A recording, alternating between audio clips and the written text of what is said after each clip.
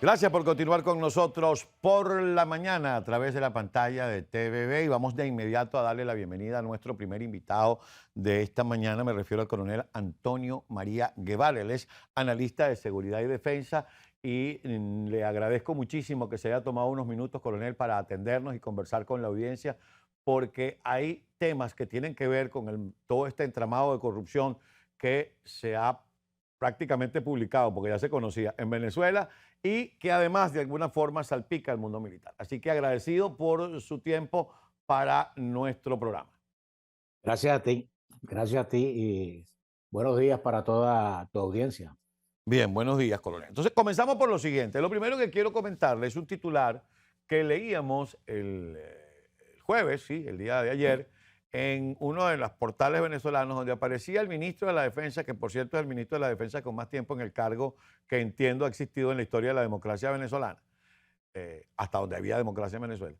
Y decía, palabras más, palabras menos, Vladimir Padrino admite que corrupción en PDVSA ha salpicado a algunos militares. ¿Ha salpicado a algunos militares o existe realmente en la Fuerza Armada o en los altos mandos de la Fuerza Armada parte de todo ese eslabón en esa larga cadena de la corrupción? Bueno, es que la Fuerza Armada Nacional no debería de escapar de lo que realmente está ocurriendo en el país. Desde el primer día que llegó la revolución al poder, al gobierno, desde el 2 de febrero de 1999, la Fuerza Armada Nacional ha estado imbricada en lo que se llama la formación de gobierno, en primer lugar con Hugo Chávez y ahora con Nicolás Maduro, de manera tal de que lo que esté ocurriendo en el país en términos de corrupción, en términos de narcotráfico y en términos de otros vectores que le dan la calificación de Estado fallido al Estado venezolano, no deja por fuera a los integrantes de la Fuerza Armada Nacional. En primer lugar, como sostén y como apoyo al régimen y ahora en este momento en el que uno puede decir que forma parte del gobierno. O sea, la Fuerza Armada Nacional está co-gobernando, forma parte de la actual estructura de gobierno. De manera pues Ahora, que, lo interrumpo en ese punto porque me llama poderosamente la atención. Usted acaba de nombrar a los dos gobernantes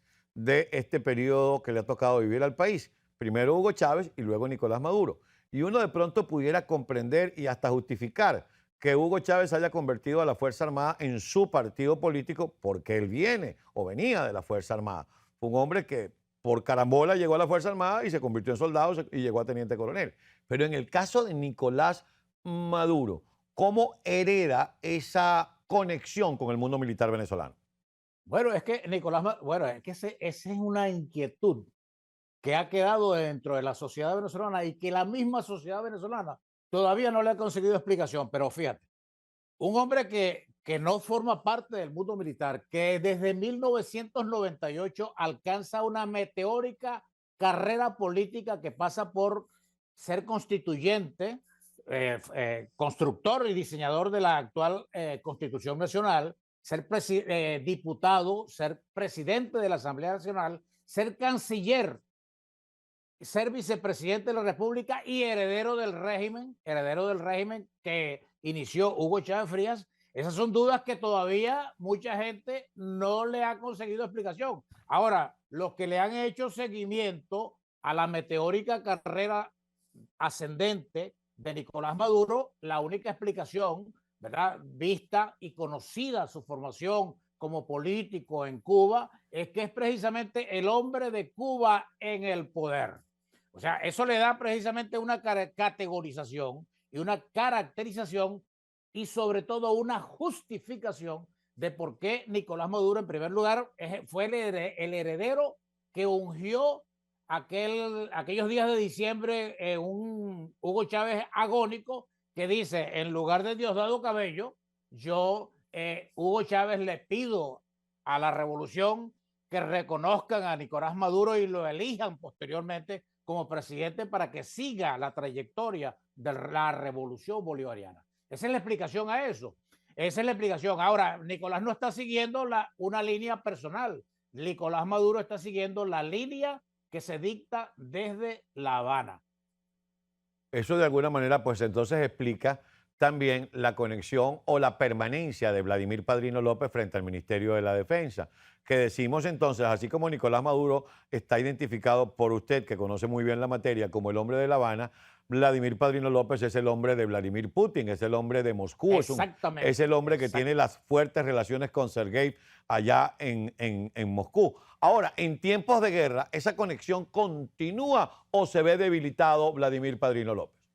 Al contrario, en tiempos de guerra, esa conexión de Nicolás Maduro no solamente con Vladimir Putin, sino con lo que ocurre en Bielorrusia, lo que ocurre con China y lo que ocurre con el entramado que incluye también a Irán, eso fortalece la posición de Vladimir Padrino López. Por eso es que el apoyo y el cogobierno de la Fuerza Armada Nacional dentro del régimen se solidifica y se fortalece cada vez que unos eventos como este, que está agarrando bastante soporte dentro de la opinión pública venezolana en relación a la persecución a la corrupción, entonces eso fortalece a la Fuerza Armada Nacional. Lo que es obvio que cuando uno revisa toda la estructura de la administración pública venezolana, donde están algunos ocupando ministerios, pero otros ocupando viceministerios, los que manejan la administración, los que manejan las finanzas, donde hay muchos militares, sobre todo institutos autónomos, entonces uno puede precisamente calificar, es un gobierno precisamente donde los militares, a pesar de que no están encabezando el poder ejecutivo, forman parte de manera estructural en todos los estamentos de la administración pública. Ahora, usted nos ha llevado a donde el camino nos hace conseguir los puntos coincidentes. Usted acaba de entrecomillar el tema de la lucha contra la corrupción. Es decir, llegamos a este punto. ¿Qué es esto? ¿Por qué si todos saben y todos daban por descontado, incluso Estados Unidos tiene precio por la cabeza de Tarek El Aissami, es ahora, en este momento, cuando deciden colocarlo frente a la prensa, frente a la opinión pública y decir, este señor encabeza una trama de corrupción donde hay civiles, donde hay militares, donde hay jueces, donde hay alcaldes, etcétera, etcétera? ¿Quién lo está haciendo y por qué? Bueno, es que a raíz de todo lo que está ocurriendo con ese tema del descabezamiento, también le pongo comillas allí, de Tarek El Aissami, uno pudiera plantearse tres hipótesis. En primer lugar, uno, ¿es realmente una cruzada anticorrupción? Esa es una primera hipótesis. Y la segunda hipótesis que uno pudiera plantear ¿es esto una purga de poder? Y incluso se puede plantear una tercera hipótesis, que es, ¿forma parte esto de un diseño de operaciones psicológicas para replantear, reforzar la imagen del régimen?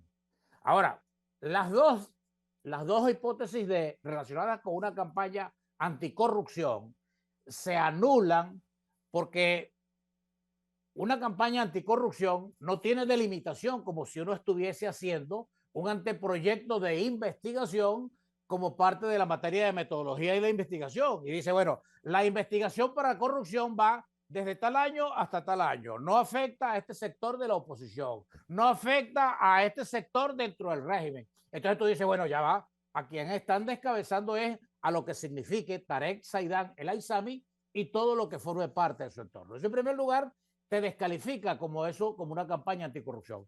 Y en segundo lugar, en términos de lo que se llama el diseño de OXI o de operaciones psicológicas para reforzar, eso sí pudiera ser planteado, pero como parte de una purga de cara a unos eventos o unos entornos, vamos a decir así, a unos entornos globales latinoamericanos e internos. El primer entorno, que es el global, es lo que está ocurriendo a raíz de la guerra Rusia-Ucrania y a través de la última declaración que acaban de hacerla entre Putin y Xi Jinping en el sentido de consolidar y fortalecer un mundo multipolar. Cuando dicen un mundo multipolar, uno dice, grafica e ilustra eso contra Estados Unidos. Así es. ¿Verdad? Ahora, me toca hacer la pausa.